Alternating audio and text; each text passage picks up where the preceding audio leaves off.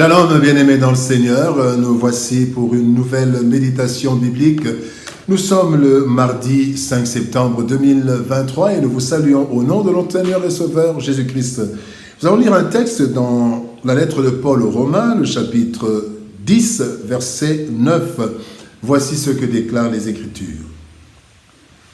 Si tu confesses de ta bouche le Seigneur Jésus, et si tu crois dans ton cœur que Dieu l'a ressuscité des morts, tu seras sauvé. De la bouche et du cœur. De la bouche et du cœur, tel est le thème de notre méditation de ce mardi 5 septembre 2023. Bien-aimés dans le Seigneur, le salut est le sujet qui préoccupe le plus l'être humain. Pris dans un piège ou dans une situation de danger permanent, le désir de tout être humain est d'être sauvé.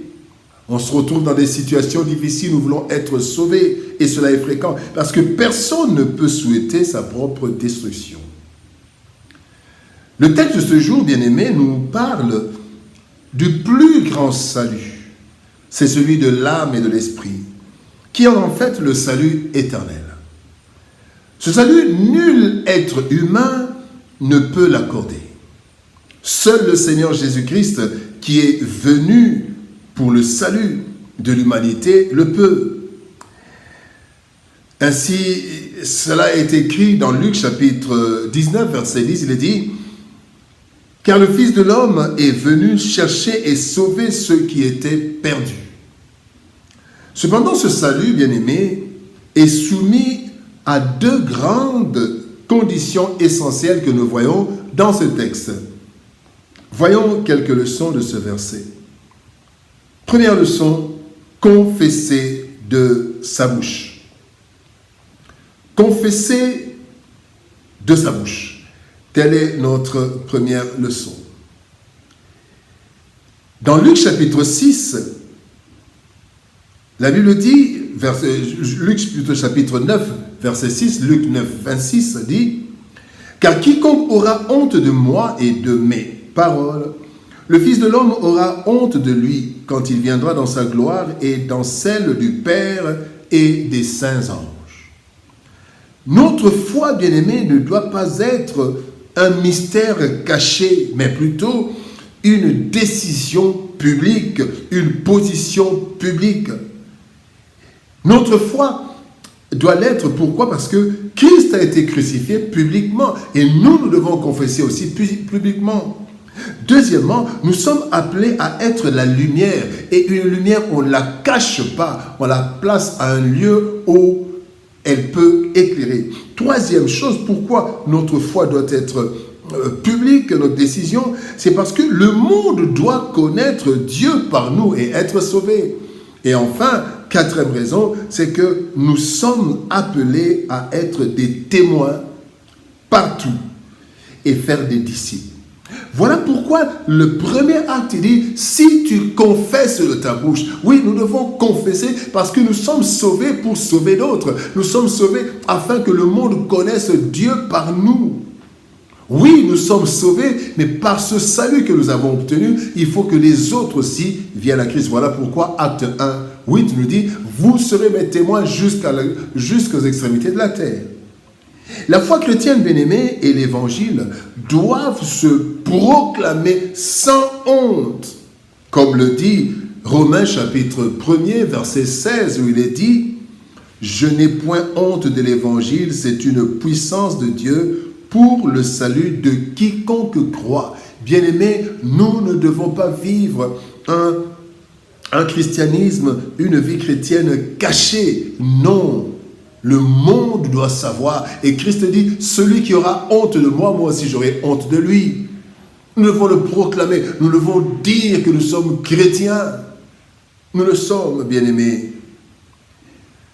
La deuxième leçon que nous voulons voir, c'est croire dans son cœur. La Bible dit, si tu crois de ta bouche, et que tu confesses de ta bouche, et que tu crois dans ton cœur, crois dans son cœur.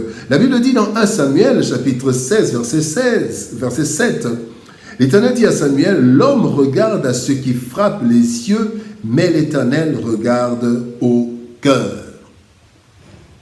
Tout ce que nous disons, bien-aimés, par notre bouche, ne reflète pas toujours ce que nous croyons dans notre cœur.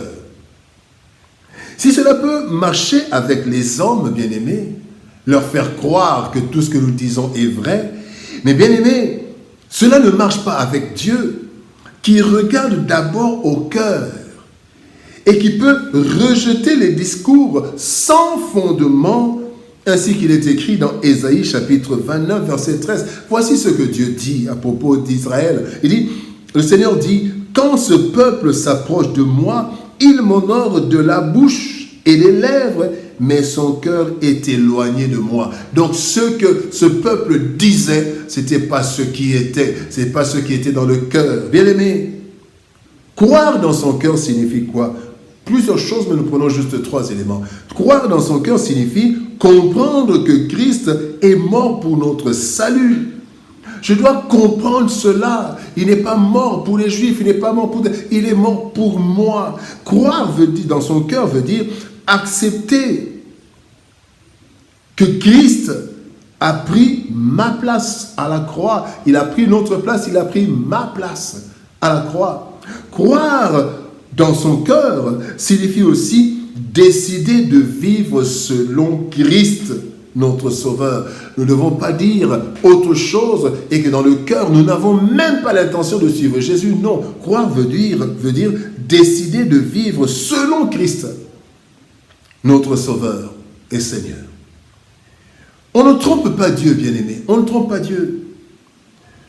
Une confession de la bouche sans conviction du cœur est nulle. Et Dieu ne tient même pas compte de cela, bien-aimé. Il ne tient pas compte de cela, une confession de la bouche sans une confession du cœur. Voilà pourquoi il est dit, celui qui confesse, si tu confesses de ta bouche, c'est que tu crois dans ton cœur. 3e leçon, salut ici et là-bas. Marc chapitre 10, verset 30 nous dit, « Ceux qui me suivent recevront au centuple, présentement dans ce siècle-ci, des maisons, des frères et des sœurs, des mères, des enfants et des terres, avec des persécutions, et dans le siècle à venir, la vie éternelle. » Salut ici et là-bas. Le salut que nous offre le Seigneur, bien-aimé, et qui nous invite à accepter et recevoir, ne se limite pas à la vie éternelle ou au salut sur cette terre. Ce salut divin, bien-aimé, commence ici, sur la terre, et sera total et complet après le jugement dernier. C'est ainsi que nous ne devons pas reporter indéfiniment notre réponse à l'appel de Jésus-Christ, car, bien-aimé, 1, nous ne connaissons pas le jour de la fin de notre vie, donc nous devons croire aujourd'hui. 2, nous risquons de rater la partie terrestre et temporelle du salut, qui est aussi importante. 3èmement, notre salut sur la terre confirme notre identité et notre témoignage.